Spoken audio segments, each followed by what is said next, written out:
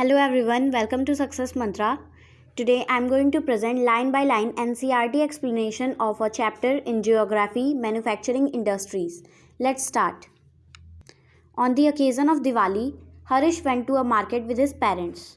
दिवाली के ओकेज़न पे दिवाली के फेस्टिवल में हरीश अपने पेरेंट्स के साथ मार्केट जाता है. दे purchase shoes and clothes for him. वो लोग क्या करते हैं, वो लोग उसके लिए शूज़ और क्लॉथ्स खरीदते हैं. His mother purchased utensils, sugar, tea and diyas earthen lamps. उसकी मदर भी बहुत सारे बर्तन, शुगर और डेली यूज़ के सामान खरीदती हैं और दिया खरीदती हैं दिवाली के फेस्टिवल के लिए. Harish observe that the shops in the market were flooded with items for sale. Harish देखता है वहाँ पे मार्केट में बहुत सारे प्रोडक्ट्स उस समय सेल के लिए लगे रहते हैं. पूरा जो मार्केट रहता है वो सामान से भरा रहता है. तो he wondered how so many items could be made in such large quantities. वो सोचता है कि इतने सारे आइटम्स इतनी लार्ज क्वांटिटीज़ में कैसे बन सकते हैं. His father explain that shoes, cloth, sugar etcetera are manufactured by machines in large industries. Some utensils are manufactured in small industries, while items like diyas are made by individual artisans in household industry. उसके पापा तब बताते हैं कि ये जो shoes हैं, clothes हैं, शुगर एट्सेट्रा, ये सारे चीज़ें जो होती हैं ये सब बड़ी बड़ी इंडस्ट्रीज़ में मशीन्स के थ्रू बनाई जाती हैं. और जो कुछ बर्तन होते हैं, कुछ यूटेंसिल्स, छोटे छोटे बर्तन जो होते हैं वो सब छोटी छोटी इंडस्ट्रीज़ में बनते हैं. जबकि ये जो दिया होता है, ये जो अर्दन लैम्प्स होते हैं, ये इंडिविजुअल्स बनाते हैं. मीन्स अपने आदमी, एक एक आदमी बनाता है. Production of goods in large quantities after processing from raw materials to more valuable products is called manufacturing. Means अगर हम लोग रॉ मटेरियल से मैन्युफैक्चर करते हैं, कोई भी गुड्स बनाते हैं, किसी भी रॉ मटेरियल से हम लोग कोई भी फिनिश्ड गुड्स प्रोड्यूस करते हैं लार्ज क्वांटिटी में, उसे हम कहते हैं मैन्युफैक्चरिंग. जैसे कि वुड होता है, वुड को काट करके हम लोग पेपर बनाते हैं. पेपर इंडस्ट्रीज़ में क्या होता है कि वुड पल्प यूज़ करके पेपर बनाया जाता है. ठीक है, तो इस तरह से इसे मैन्युफैक्चरिंग करते हैं. यहाँ पे वुड क्या हुआ, वुड यहाँ पे रॉ मटेरियल हुआ और जो पेपर बनता है वो हमारा फिनिश्ड गुड्स हुआ. Now, do you know that paper is manufactured from wood, sugar from sugarcane, iron and steel from iron ore and aluminium from bauxite?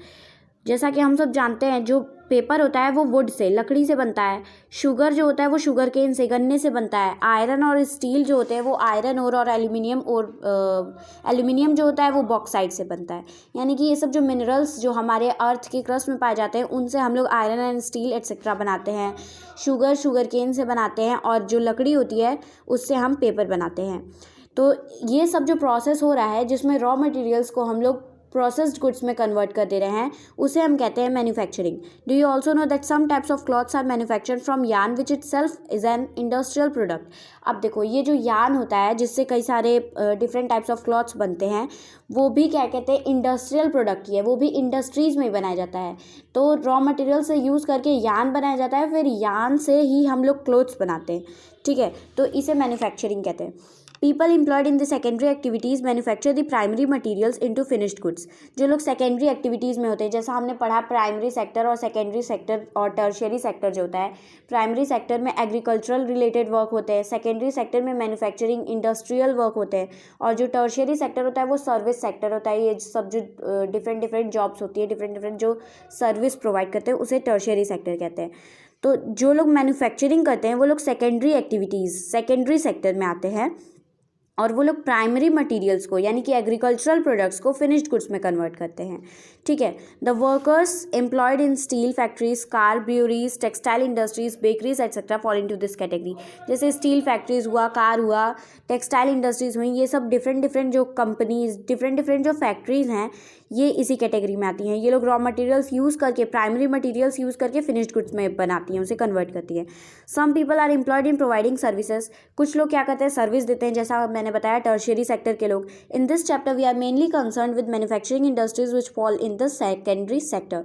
इस चैप्टर में, चूँकि हमारा नाम है चैप्टर का मैन्युफैक्चरिंग इंडस्ट्रीज़, इसलिए हम लोग इस चैप्टर में सेकेंडरी सेक्टर की एक्टिविटीज़ रिलेटेड ही हम लोग पढ़ेंगे. The economic strength of a country is measured by the development of manufacturing industries. अब एक कंट्री की जो इकोनॉमिक स्ट्रेंथ है, कितना पावरफुल है इकोनॉमिकली, वो कैसे डिटरमाइन होता है, वो मैन्युफैक्चरिंग इंडस्ट्रीज़ किसी भी कंट्री की कितनी डेवलप्ड हैं उस पर डिपेंड करता है. जैसे अगर हमारे कंट्री की मैन्युफैक्चरिंग इंडस्ट्रीज़ बहुत ज़्यादा डेवलप्ड हैं तो हमारे कंट्री की इकोनॉमी जो है वो स्ट्रांग है, ठीक है। और किसी कंट्री में अगर मान लो मैन्युफैक्चरिंग इंडस्ट्रीज ही डेवलप्ड नहीं है, तो जब मैन्युफैक्चरिंग ही नहीं होगी तो प्रोड्यूस नहीं होगा, प्रोड्यूस नहीं होगा तो एक्सपोर्ट नहीं होगा, एक्सपोर्ट नहीं होगा तो इनकम नहीं होगी, इनकम नहीं होगी तो इकोनॉमी वीक होगी। तो इसलिए जो इकोनॉमिक स्ट्रेंथ होती है एक कंट्री की, वो क्या कहते हैं, मैन्युफैक्चरिंग इंडस्ट्रीज़ के डेवलपमेंट से ही पता उस पर डिपेंड करती है, ठीक है। अब हम लोग पढ़ेंगे कि आखिर में मैन्युफैक्चरिंग की इम्पॉर्टेंस क्या होती है। Importance of manufacturing. Manufacturing sector is considered the backbone of development in general and economic development in particular, mainly because अब हमने पढ़ा कि मैन्युफैक्चरिंग सेक्टर जो होता है उससे मतलब डेवलपमेंट उसी पे डिपेंड करती है, इकोनॉमी उसी पे, इकोनॉमिक डेवलपमेंट उसी पे डिपेंड करता है। तो आखिर में ऐसा क्यों होता है ये हम पढ़ते हैं। Manufacturing industries not only help in modernising agriculture which forms the backbone of our economy, they also reduce the heavy dependence of people on agricultural income by providing them jobs in secondary and tertiary sectors. Manufacturing industries जो होती हैं वो agriculture को केवल modernise करने के लिए नहीं यूज़ होती है, मीन्स मॉडर्नाइज तो करती हैं एग्रीकल्चर को, जैसे इंसेक्टिसाइड्स, पेस्टिसाइड्स, डिफरेंट तरह के केमिकल्स बना रही हैं। तो ऐसे हमारा एग्रीकल्चर जो है वो मॉडर्नाइज होते जा रहा है। जैसे क्या है कि पहले क्या होता था, पहले बुल्स से पूरे खेत को जोते जाते थे बैलों से, और अब क्या होता है, अब ट्रैक्टर्स आ गए हैं, डिफरेंट तरह की मशीनें आ गई हैं हर वर्क के लिए। तो इससे क्या हुआ, इससे जो हमारा एग्रीकल्चर है वो हमारा मॉडर्नाइज हो गया। तो मैन्युफैक्चरिंग इंडस्ट्रीज़ एग्रीकल्चर को मॉडर्नाइज करने के साथ साथ और क्या करती हैं, जैसे पहले क्या होता था कि पहले सारे लोग केवल एग्रीकल्चर पे डिपेंड रहते थे, तो वो एग्रीकल्चर पे जो डिपेंडेंसी है लोगों की उसे भी कम करती हैं, ठीक है। तो सेकेंड पढ़ते हैं, industrial development is a precondition for eradication of unemployment and poverty from our country. This was the main philosophy behind public sector industries and joint sector ventures in India. Industrial development से मतलब क्या होता है, अगर industrial development होगा तभी तो, अगर मान लो कहीं पे इंडस्ट्री इस्टेब्लिश हो रही है तो वहाँ पे क्या होगा, वहाँ पे लोग एम्प्लॉयड होंगे, वहाँ पे वर्कर्स चाहिए होंगे, डिफरेंट वर्क्स के लिए डिफरेंट पीपल उसमें एम्प्लॉयड होंगे, तो अनएम्प्लॉयमेंट हटेगी। अनएम्प्लॉयमेंट जब हटेगी तो लोगों को पैसा मिलेगा, लोग एम्प्लॉयड होंगे तो पावर्टी भी हटेगी, ठीक है। तो अगर इंडस्ट्री का डेवलपमेंट होता है तो अनएम्प्लॉयमेंट और पावर्टी जैसी दो सोशल एविल जो है हमारी कंट्री से वो कई हद तक कम की जा सकती है। तो जब पहले पब्लिक सेक्टर इंडस्ट्रीज़ और जॉइंट सेक्टर इंडस्ट्रीज़, अभी आगे हम पढ़ेंगे ये दोनों इंडस्ट्रीज़ कैसी होती हैं, लेकिन मतलब ये जो पब्लिक सेक्टर इंडस्ट्रीज़ और जॉइंट सेक्टर इंडस्ट्रीज़ हैं, इनके आने का यही मेन रीज़न था क्या, कि पावर्टी और अनएम्प्लॉयमेंट को हटाना। It was also aimed at bringing down regional disparities by establishing industries in tribal and backward areas. और ये नहीं है कि इंडस्ट्रीज़ केवल रिचर सोसाइटीज़ में होंगी, यहाँ पे क्या होता है, बैकवर्ड सोसाइटीज़ में, ट्राइबल सोसाइटीज़ में हर जगह इंडस्ट्रीज़ अब इस्टेब्लिश हो रही हैं। तो उससे क्या हो रहा है, ये जो रीजनल डिस्पैरिटीज़ हैं, ये जो अंतर है, ये भी इसके वजह से ख़त्म हो रहा है, ठीक है। Export of manufactured goods expends trade and commerce and brings in much needed foreign exchange. अब देखो, जब गुड्स मैन्युफैक्चर होते हैं तो अगर एक्सेस हैं तो उसे क्या किया जाता है, एक्सपोर्ट कर दिया जाता है दूसरे कंट्रीज़ में। उससे अब जब दूसरे कंट्रीज़ में एक्सपोर्ट होगा तो ट्रेड बढ़ेगा ना दोनों कंट्रीज़ के बीच में, और फॉरेन एक्सचेंज भी आएगा, फॉरेन इन्वेस्टमेंट भी आएगी हमारी कंट्री में। तो मैन्युफैक्चरिंग इंडस्ट्रीज से क्या होता है कि एक्सपोर्ट बढ़ता है, यानी कि ट्रेड बढ़ता है। Countries that transform their raw materials into a wide variety of furnished goods of higher value are prosperous। क्या होता है कि जो रॉ मटेरियल्स होते हैं उनको अगर हम एक्सपोर्ट करेंगे तो उसका हमें कम प्राइस मिलेगा। अगर हम उन्हीं को मैन्युफैक्चर कर दें, कोई डिफरेंट वैरायटी में कन्वर्ट कर दें और फिर उसे एक्सपोर्ट करें तो क्या होता है, उससे हमें ज़्यादा बेनिफिट मिलता है, ठीक है। तो ऐसी कंट्रीज़ जो कि मैन्युफैक्चर करती हैं, रॉ मटेरियल से फिनिश्ड गुड्स बनाती हैं डिफरेंट वैरायटीज़ की, वो कंट्रीज़ प्रॉस्पेरस होती हैं, ठीक है। क्योंकि जो फिनिश्ड गुड्स, जो डिफरेंट तरह की गुड्स बनाते हैं वो लोग, मैन्युफैक्चर्ड गुड्स जो होते हैं उनका ज़्यादा कॉस्ट मिलता है as compare to raw materials, ठीक है।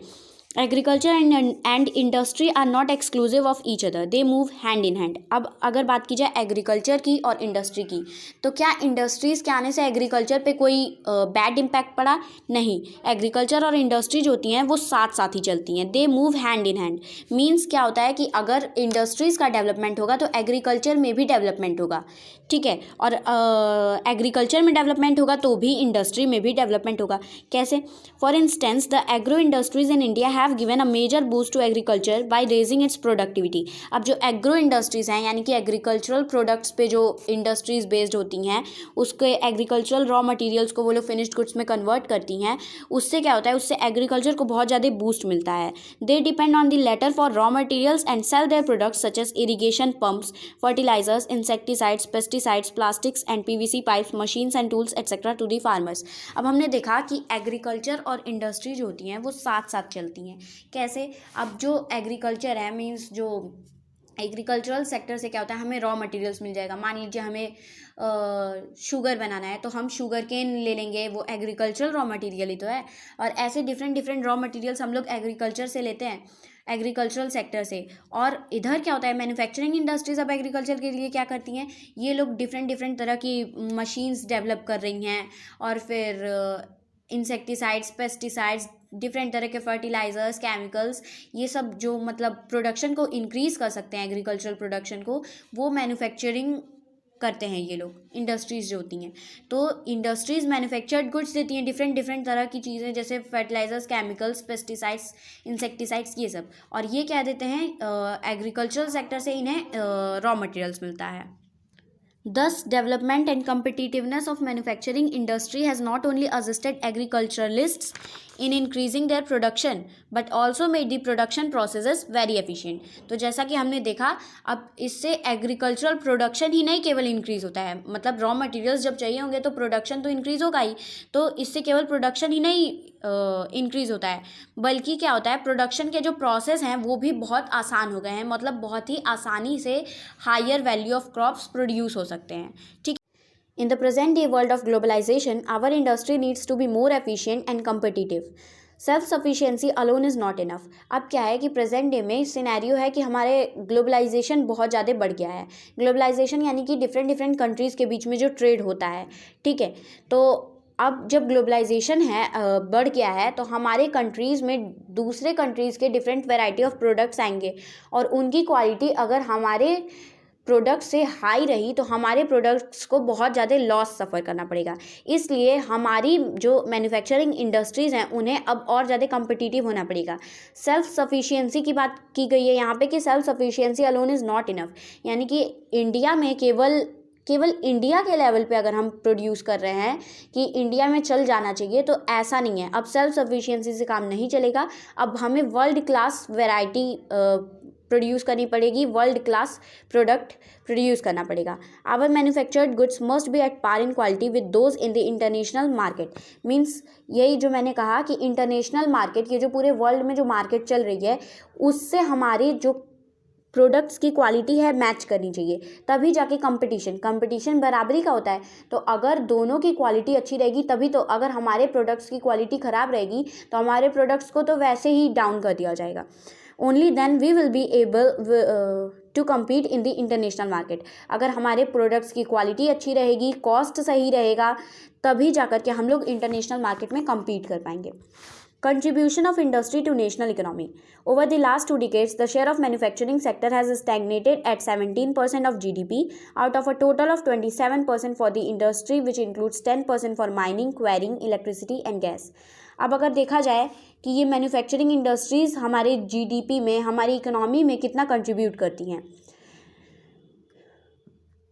तो जो मैन्युफैक्चरिंग सेक्टर है वो GDP का 17% कंट्रीब्यूट करता है। ठीक है, 17% जो GDP का है वो मैन्युफैक्चरिंग सेक्टर से आता है। ठीक है, अब अगर पूरे इंडस्ट्रियल सेक्टर की बात की जाए ना, तो 27% होता है GDP का, लेकिन इसमें से जो मैन्युफैक्चरिंग इंडस्ट्रीज जिसके बारे में हम लोग इस टाइम पढ़ रहे हैं वो केवल 17% है GDP पे। बाकी अब आप सोच रहे होंगे कि टोटल इंडस्ट्रियल सेक्टर का 27% है, लेकिन इसमें केवल 17% है, बाकी का 10% क्या हुआ, तो बाकी का 10% अदर इंडस्ट्रीज़ में जाता है, जैसे माइनिंग होती है, कोल माइनिंग वगैरह होती है, क्वेरिंग, इलेक्ट्रिसिटी वगैरह की जो इंडस्ट्रीज़ होती हैं, इलेक्ट्रिसिटी प्रोड्यूस करती हैं, गैस की, तो इन सब का बाकी 10% ये लोग GDP पे कंट्रीब्यूट करते हैं। बाकी जो 17% है वो मैन्युफैक्चरिंग सेक्टर कंट्रीब्यूट करता है GDP में। This is much lower in comparison to some East Asian economies where it is 25 to 35%. The trend of growth rate in manufacturing over the last decade has been around 7% per annum. अब अगर देखा जाए, compare किया जाए बाकी के countries से, जैसे एशिया में हम लोग आते हैं ना, हम लोग एशिया में आते हैं, एशियन कंट्री हमारी इंडिया। तो ईस्ट एशियन जो इकोनॉमीज़ हैं वहाँ पे 25 से 35% यही जीडीपी में कंट्रीब्यूशन उन लोग का होता है, लेकिन हमारे के यहाँ क्या है, हमारे के यहाँ केवल 17% है। तो जो ग्रोथ रेट है हमारी मैन्युफैक्चरिंग में वो लास्ट डिकेड से ही 7% है। मतलब यहाँ की ग्रोथ रेट क्या है मैन्युफैक्चरिंग की, 7% पर एनम।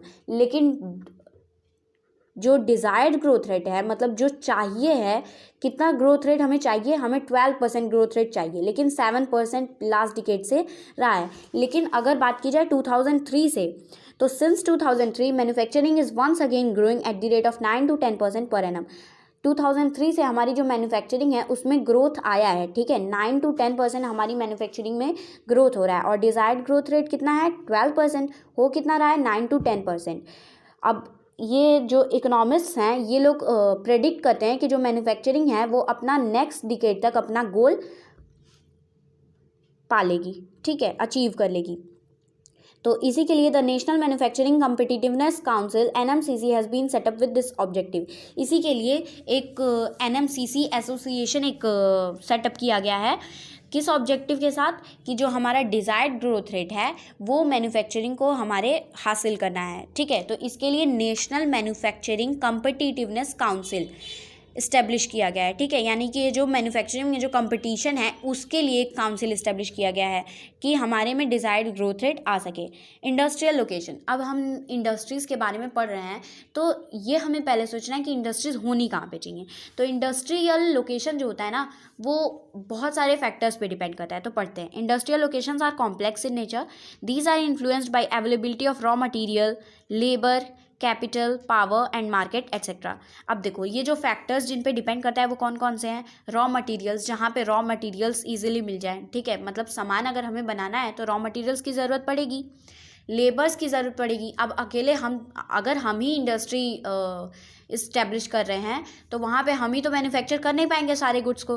तो हमें क्या चाहिए, सबसे पहले हमें गुड्स बनाने के लिए रॉ मटेरियल्स चाहिए, फिर लेबर चाहिए जो उन्हें बनाने में हेल्प करेंगे, कैपिटल चाहिए, अब कोई भी काम करने के लिए पैसे के बिना तो कुछ हो नहीं पाएगा, तो कैपिटल चाहिए, पावर चाहिए, मतलब कि एक पावर होना चाहिए कि हाँ एक हमारे पास पावर होना चाहिए, और मार्केट वहाँ की कैसी है, वहाँ की मार्केट डाउन रहती है, हाई रहती है। मतलब मान लो कहीं पे हम जा कर के इंडस्ट्री वो कर दिए, सेटअप कर दिया और वहाँ पे कोई मतलब ज़्यादा मार्केट वहाँ की चलती ही नहीं है, तो वहाँ पे मुझे लॉस ही होगा। तो लॉस देख करके नहीं, हमेशा प्रॉफिट देख करके ही इंडस्ट्रियल लोकेशन सेटअप होती हैं, ठीक है। तो किस किस फैक्टर्स पे डिपेंड करता है, रॉ मटेरियल्स पे, लेबर पे, कैपिटल पे, पावर पे और मार्केट पे।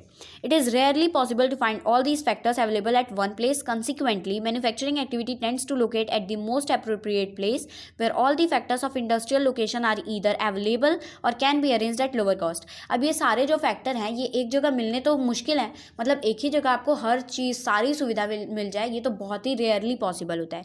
तो ऐसे जगहों पर किया जाता है इंडस्ट्री सेटअप जहाँ पे ये सारे फैक्टर्स या तो मिल जाएं, मिलेंगे तो बहुत रेयरली ही होता है कि मिल जाए सारे फैक्टर्स, या तो मिल जाए या तो लो कॉस्ट पे, कम कॉस्ट पे वो सारे फैक्टर्स को अरेंज किया जा सके, ठीक है।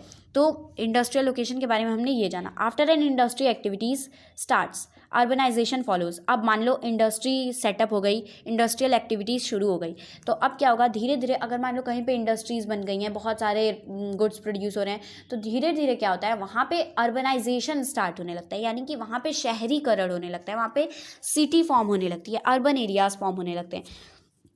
कभी कभी क्या होता है, कभी कभी तो सिटीज़ में ही मतलब इंडस्ट्रीज़ को लोकेट कर दिया जाता है, कभी कभी अर्बनाइजेशन वहाँ पे हुआ रहता है, वहाँ पे इंडस्ट्री को सेटअप कर दिया जाता है।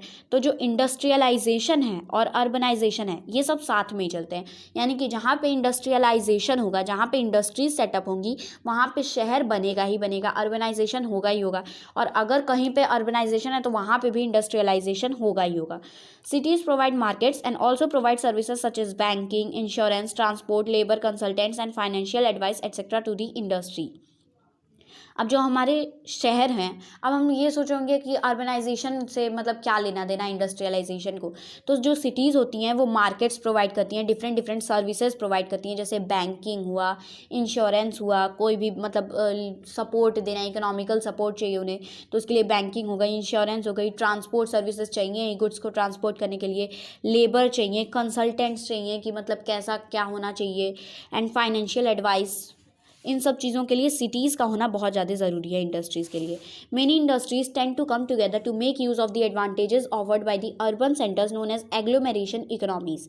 अब यहाँ पे एग्लोमेरेशन इकोनॉमीज़ दिया है, इसका मतलब क्या होता है? एग्लोमेरेशन इकोनॉमीज़ मतलब कि जब बहुत सारी इंडस्ट्रीज़ साथ में आ जाती हैं, ठीक है, एक ही जगह पे, मान लो एक एरिया है, वहाँ पे बहुत सारी इंडस्ट्रीज साथ में आकर के अपना इंडस्ट्रियल सेटअप की हैं, उसे एग्लोमेरेट करते हैं। जब वो अपनी इकोनॉमी को एग्लोमेरेट कर देती हैं, यानी कि एक ही जगह पे बहुत सारी इंडस्ट्रीज साथ में आ जाती हैं। और वो लोग क्यों आती हैं? सिंपल सी बात है, अपने एडवांटेज के लिए आती हैं। अब क्या होगा, अगर वो लोग वहाँ पे आएंगे तो उस एरिया का प्रेशर बढ़ जाएगा ना, इंडस्ट्रियल प्रेशर उधर से गवर्नमेंट पे बढ़ जाएगा, तो जो गवर्नमेंट पॉलिसीज़ होगी वो उन लोग के लिए अच्छी हो जाएगी, ठीक है। तो पहले क्या होता था, अब देखो, in the pre independence period most manufacturing units were located in places from the point of view of overseas trade such as Mumbai, Kolkata, Chennai etcetera. अब हम देखते हैं इस टाइम कि मुंबई में, कोलकाता में और चेन्नई में बहुत सारी इंडस्ट्रीज़ हैं। क्यों? क्योंकि जब इंडिपेंडेंस नहीं मिली थी हमें, तो वहाँ पे क्या था, वहाँ पे सी वगैरह है ना, वहाँ पे हम देखते हैं कि नदी से पास में ही है, तो वहाँ पे ट्रेड जो हो सकता है, ओवरसी ट्रेड हो सकता था आसानी से, इसलिए सारी इंडस्ट्रीज़ जो थी वो वहीं पे सेटअप होने लगी। कहाँ पे? मुंबई, कोलकाता, चेन्नई। किस पॉइंट ऑफ व्यू से? ओवरसी ट्रेड को देखते हुए, ठीक है। तो अब क्या हुआ, consequently there emerge certain pockets of industrially developed urban centres surrounded by a huge agricultural rural hinterland. तो अब क्या हुआ, धीरे धीरे उन जगहों पे बहुत सारी इंडस्ट्रियल सेटअप हो गई, तो वहाँ पे जो वहाँ पे क्या हुआ, एग्लोमेरेशन आ गई इकोनॉमी की, ठीक है, यानी कि वहाँ पे बहुत सारी इंडस्ट्रीज़ धीरे धीरे सेटअप होने लगी अपना बेनिफिट देख के, और वहाँ पे क्या हुआ कि बहुत सारी इंडस्ट्रीज़ साथ में सेटअप हो गई। The key to decision of the factory location is the least cost. अब जो सबसे मेन होता है कि फैक्ट्री कहाँ पे लगनी चाहिए, तो वो लीस्ट कॉस्ट पे ही डिपेंड करता है, यानी कि जहाँ पे हर चीज़ का कॉस्ट जो रहेगा वो कम रहेगा, वहीं पे अक्सर फैक्ट्री का लोकेशन सही रहता है। और बाकी ये सब जो गवर्नमेंट पॉलिसीज़ हैं और ये लेबर्स वगैरह हैं, ये सब भी इसको इन्फ्लुएंस करते हैं, लेकिन सबसे मेन जो चीज़ होता है, सबसे की जो डिसीज़न के लिए होता है, मतलब कि कहाँ पे इंडस्ट्रियल सेटअप होना चाहिए, वो कॉस्ट पे डिपेंड करता है। जहाँ पे सबसे कम कॉस्ट में हर चीज़ हो जाएगा, वहाँ पे। अब यहाँ पे एक फिगर 6.1 देखिए, यहाँ पे दिया था industry market linkage, inputs, raw materials and और components, parts, factors of production, land, labour, capital, entrepreneur, infrastructure. मतलब इनपुट्स जो होते हैं और बाकी सब चीज़ों को लेकर के, यानी रॉ मटेरियल्स हैं, फिर लैंड, लेबर, मान लो इंडस्ट्रियल सेटअप यहाँ पे हो गया, और फिर रॉ मटेरियल्स का यूज़ करके, लेबर्स वगैरह, जो कैपिटल और हर चीज़ का यूज़ करके ये लोग क्या करेंगे कि ये लोग ट्रांसपोर्ट करेंगे एक फैक्ट्री में। मतलब ये जो रॉ मटेरियल्स हैं, लैंड, लेबर, कैपिटल, ये लोग क्या करेंगे, ये सब फैक्ट्री में जाएंगे, ठीक है। यहाँ पे ट्रांसपोर्ट हुआ फैक्ट्री में, फिर फैक्ट्री में क्या होगा, फैक्ट्री में प्रोडक्ट्स बनाए जाएंगे, different different variety of products बनाए जाएंगे, फिर उन्हें क्या किया जाएगा, ट्रांसपोर्ट किया जाएगा मार्केट में, ठीक है। फिर वो मार्केट में जब ट्रांसपोर्ट होंगे तो फिर उसे सेल किया जाएगा, और सेल किया जाएगा तो मनी मिलेगा, फिर मनी मिलेगा तो मनी से फिर रॉ मटेरियल्स और डिफरेंट डिफरेंट एडवांसमेंट की जाएगी, मतलब फिर से रॉ मटेरियल्स वगैरह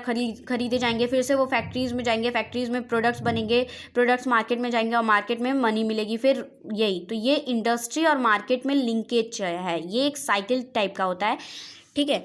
अब फिगर 6.2 देखा जाए तो ideal location of an industry, जैसा कि हमने देखा कॉस्ट पे की जो होता है डिसीजन के लिए, मतलब सबसे मेन जो डिसीजन किस पे डिपेंड करता है, कॉस्ट पे डिपेंड करता है। तो आइडियल लोकेशन ऑफ इंडस्ट्री यहाँ पे दी हुई है, cost of obtaining raw materials at site, यानी कि जो रॉ मटेरियल्स हैं वो भी वो उनके कॉस्ट कितना है, मतलब वो भी सस्ते में मिल जाए रॉ मटेरियल्स, प्रोडक्शन भी सस्ते में हो जाए, cost of production at site.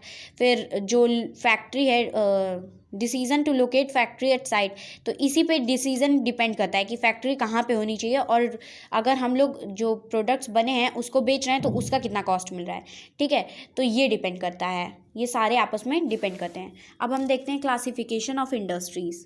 List the various manufactured products you use in your daily life such as transistors, electric bulbs, vegetable oil, cement, glassware, petrol, matches, scooters, automobiles, medicines and so on.